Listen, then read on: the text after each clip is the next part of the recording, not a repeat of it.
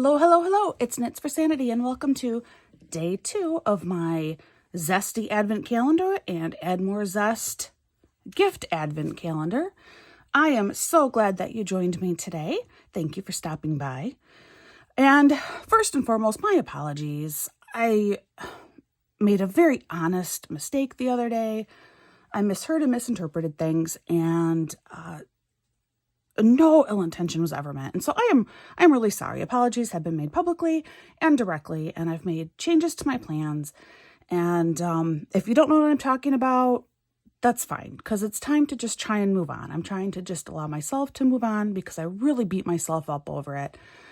But hopefully now we can just enjoy the rest of this and what it was meant to be, which was to have fun, tell some good stories, and to share 2 small businesses that I really like and I admire and respect the owners, as well as draw attention to a content creator that I really, really enjoy.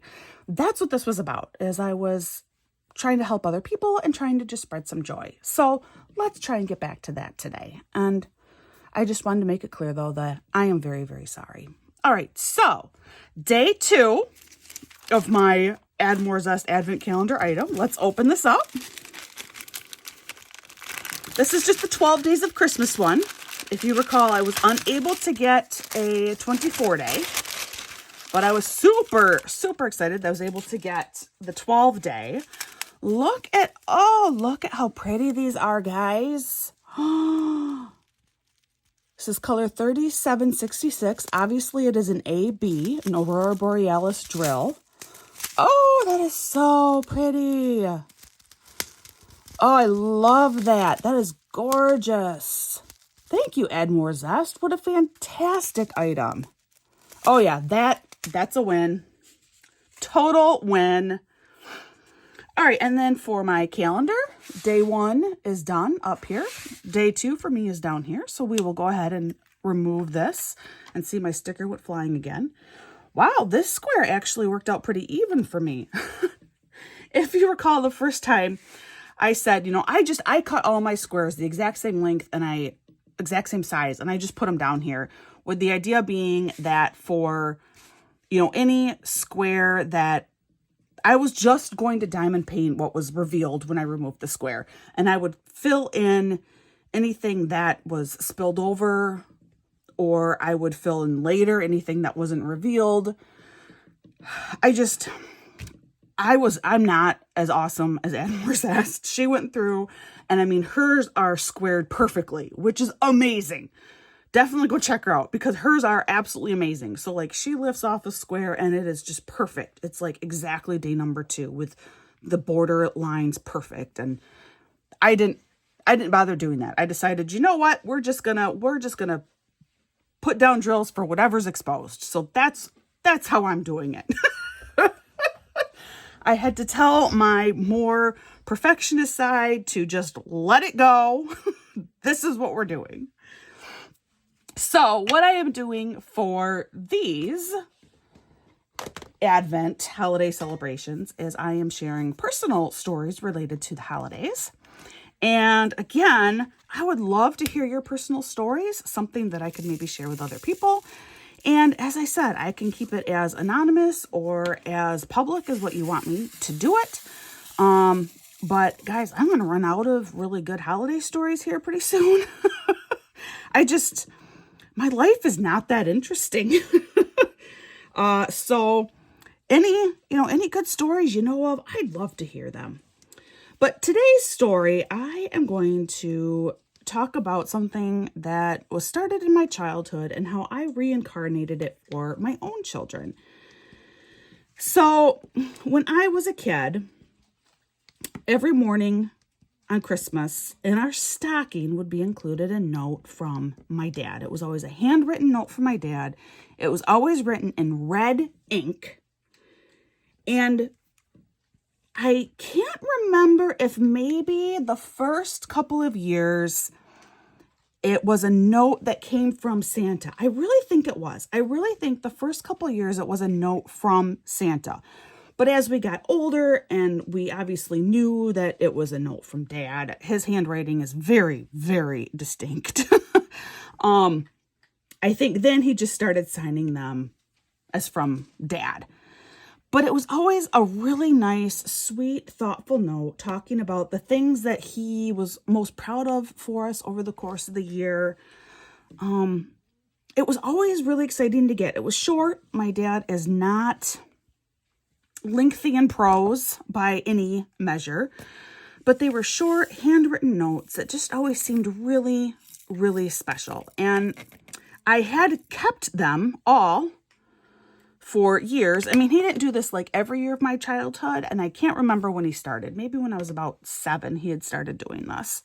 Oh no, I dropped some drills on here. And I had kept these notes for a very long time until the 3rd apartment that my husband and I lived in, there was a flood in the basement. And unfortunately, this flood got into my old letterbox, which included all of my letters with a pen pal that I had had for like 5 years. And it included these notes from my dad from every Christmas morning. So unfortunately, I lost all of those. And it's still a little bit heartbreaking when I think about it. Uh-oh, I think I just put down... Oh, no, I didn't. I'm good. I thought I put down the wrong color. I didn't.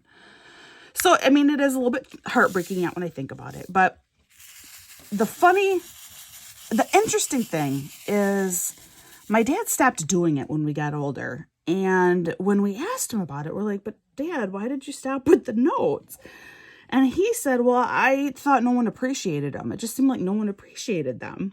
And I said, no, that's not true. I have every single one. So he was really surprised, I think, to hear just how much those notes meant to us. All right, so now let's speed up a number of years. And now I have my own children. And I wanted to kind of carry on that same idea without consciously being aware of the fact that that's what I was doing. I did not put it together that my inspiration for what I do now with my own kids draws from that experience with what my dad did for us. So like many families today, not when I was a kid, but today, we have our elves that come. It's usually, Thanksgiving weekend in the United States or December 1st. For us, we're a December 1st household. Our elf, Brooklyn, shows up. And Brooklyn often leaves notes for the children. And it will talk about things. It'll talk about things that she's so proud of that they've done over the course of the year. She doesn't just leave one note. Usually early in the season, she will leave sometimes more directive notes, which, of course, because I'm a mom, things like, oh, you better make sure that the kitchen is clean enough for Brooklyn to stop in and get herself a glass of milk.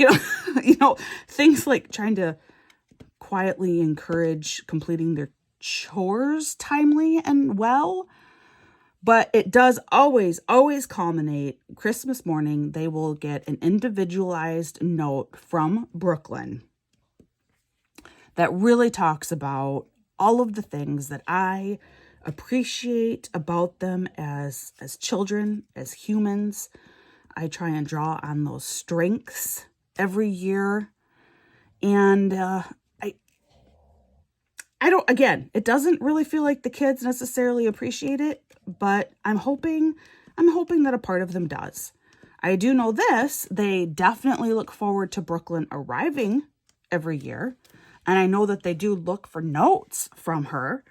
So on some level, I think they do appreciate what I do, what I've put into that. Now, I do still have one Brooklyn and Santa believer in my house. And that is my youngest, my son. My girls are all older now. They're all middle school, which is grades 6 through 8 in the U.S. And so they now know the truth. And so they know Brooklyn is completely mom done. But it is really amusing to see just how excited they still get. Not so much my oldest anymore, but she's 14 and 14-year-olds are 14-year-olds. But even the middle two, my almost 13-year-old, she'll be 13 next month, and my just turned 11-year-old really do get into it. And so I think it's kind of cool. So that is my little Christmas story for today. And, do you do anything like that for your kids or nephews, nieces, godchildren, perhaps? I'd be really curious to know, do other people leave notes like that for children and their lives? It was a special memory for me, and I just recently put together that I really think that is why I do this current tradition with my own children involving our elf Brooklyn.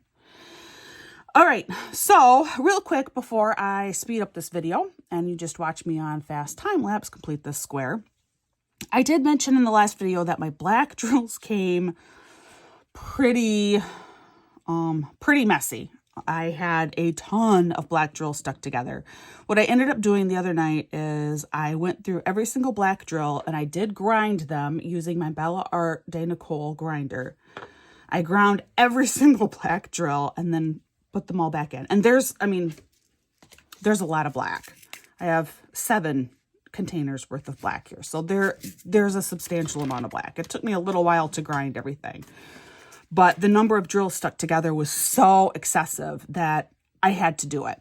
And honestly, since doing that, I'm looking through here right now, and I have a few that are still stuck together. Because I ground all of them, I did not take the time to go through and then pull out the ones that were still stuck together. And there are still a few in here that are indeed, in fact, maybe I will just, as I find them, I'll pull them out and put them in my thing here. So there are indeed still a few that are stuck together, but now at least this is usable. Now I can shake out enough black drills at once that I can actually use them without problems. So I just wanted to give an update about that. If you have a drill grinder, it works great. My old drill grinder is this, a couple of screws and some, what is this? Fabric sheet. And a little container here, and then I'd shake the living daylights out of them. It does work, but it's loud and kind of, it's not quite as efficient as the drill grinder that I did just recently get. But this does work too. So the black drills do come apart pretty easily. So just a heads up, it posed not a huge problem, just a little bit of a time inconvenience. That's it. All right, so now you can sit back, watch me fill in day 2 on super fast speed, and I will show you the final product in the end.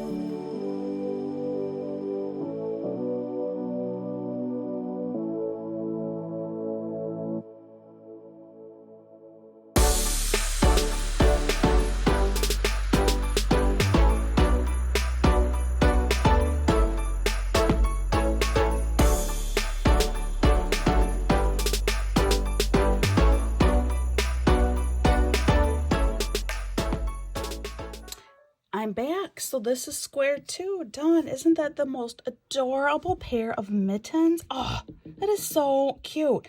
I am loving this advent calendar. What a blast. Please come back tomorrow to join me for day number 3 and hear another story. And again, if you have a story to share, please do.